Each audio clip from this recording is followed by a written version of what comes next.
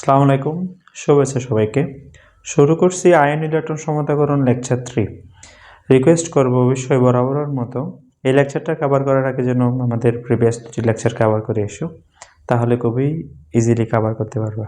ঠিক আছে, সো আমরা শুরু করে দিই। আমাদের এই প্রশ্নটা হচ্ছে লৌহ স্টোসিফের উপস্থিতিতে পটাশিয়াম ডাইক্রোমেট এবং আমাদের অক্সালিক অ্যাসিডের বিক্রিয়া আয়ন ইলেকট্রন পদ্ধতিতে সমতাকরণ। সো অবশ্যই আমরা লেকচার 1 থেকে জানি এখানে জারক কে হবে, বিজারক কে হবে। ঠিক আছে, তো এখানে জারক হচ্ছে আমাদের পটাশিয়াম ডাইক্রোমেট, দেখো K2Cr2O7। সো আমরা জানি জারকের কি হবে, বিজারণ অর্ধ বিক্রিয়া হবে। আমি একটু নিচে লিখি তাহলে বোধহয় ভালো হবে। পটাশিয়াম ডাইক্রোমেট এটা হচ্ছে জারক, আর বিজারক হলো আমাদের অক্সালিক অ্যাসিড H2C2O4। সো আমাদের প্রথম কাজ হচ্ছে আমাদের দর্শক আয়নটা একটু আইডেন্টিফাই করা। এখানে পটাশিয়াম হচ্ছে দর্শক আয়ন, যার কোনো কি হয় না, দর্শক আয়ন এটা, অর্থাৎ তার জারণ সংখ্যার কোনো চেঞ্জ হয় না। তারপর এটা হচ্ছে Cr2O7 2-, এখানে হচ্ছে কত 2H প্লাস দর্শক আয়ন অবভিয়াসলি, আর এটা হচ্ছে C2O4 2-। ঠিক আছে, তো জারকের কি হবে, বিজারণ অর্ধ বিক্রিয়া। বিজারণ অর্ধ বিক্রিয়া হবে, সেটা কিভাবে একটু দেখো।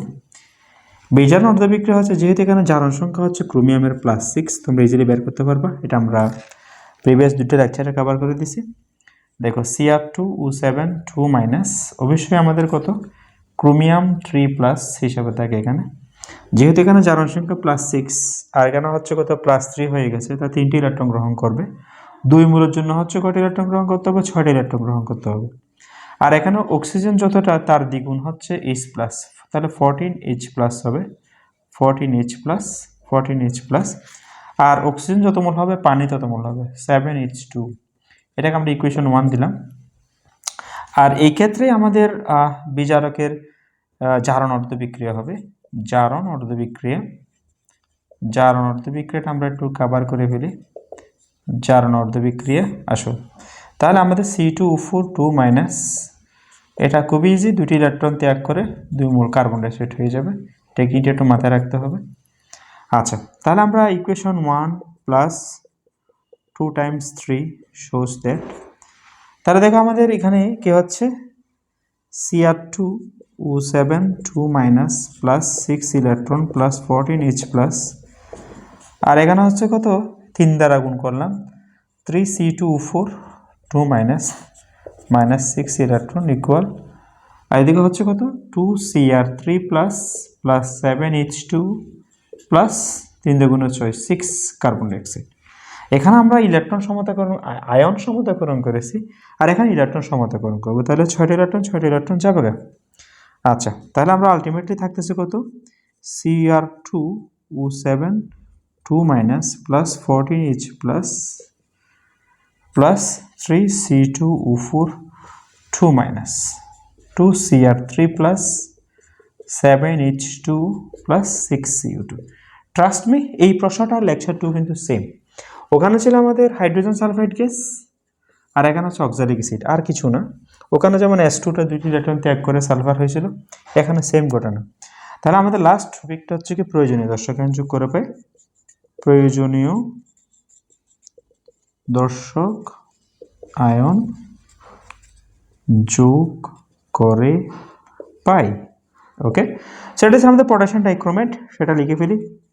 পটাশিয়াম ডাইক্রোমেট ছিল এটা, আর এটা লিখবো আমরা 3H2C2O4। দেখো এক মূল থেকে যেহেতু 2টা H+, তাহলে 3 মূল থেকে 6টা H+ উৎপন্ন হবে।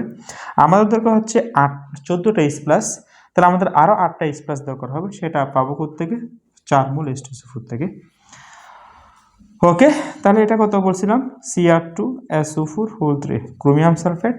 আচ্ছা, এগুলো আমরা বরাবর বসে দিব 7H2 +6 কার্বন ডাইঅক্সাইড, লাস্ট আমরা পটাশিয়াম সালফেট মিলে দিব। তাই দর্শক আয়ন ছিল, এ হচ্ছে বিষয়, খুবই ইজি। আই থিঙ্ক লিখে প্র্যাকটিস করে পারবা। একটা স্ক্রিনশট নিতে পারো চাইলে, হ্যাঁ, লিখে প্র্যাকটিস করবা, তাহলে পারবা। এই প্রশ্নগুলো রিয়েলি টাফ বলতে এই জন্য বলে আমরা একটু মনে রাখা একটু কঠিন, বাট আমরা যদি টেকনিকটা অবলম্বন করতে পারি আমাদের জন্য খুবই সোজা। যেমন দেখো প্রথম লেকচার আমাদের পটেনশিয়াল ডাইক্রিমেন্ট ছিল, সুতরাং পটেনশিয়াল ডাইক্রিমেন্ট চেঞ্জ লিখে দিছি। দ্বিতীয়, তৃতীয়, চতুর্থ প্রশ্ন আমরা এটা থাকবে, জাস্ট এটা আমরা চেঞ্জ করে দিব। ঠিক আছে, সো আশা করি পারবে। ধন্যবাদ সবাইকে, আসসালামু আলাইকুম।